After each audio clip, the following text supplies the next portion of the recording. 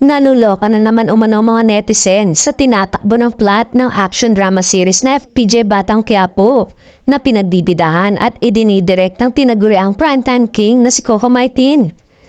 Sa latest na mga pangyayari kasi ay tila nasisiraan na ng bait ang karakter ni Mercedes Cabral na si Lena matapos siyang palayasin ni Rigor. Dahil dito ay tila ninanais ni Lena na maghiganti kay Cherry Pie Picache kaya isa-isa niyang sinasakta ng mga taong malalapit sa kanya gaya ni Nanoy, Noveloso, Roda, Direk Joel Namawan at tinding na si Charo Santos.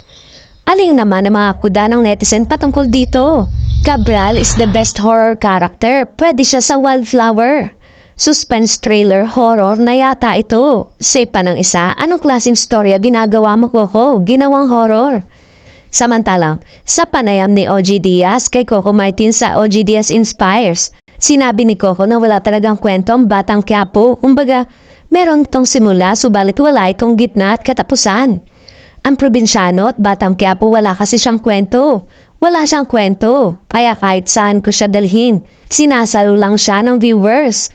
Meron akong umpisa pero wala akong gitna at dulo, paliwanag pa ni Coco.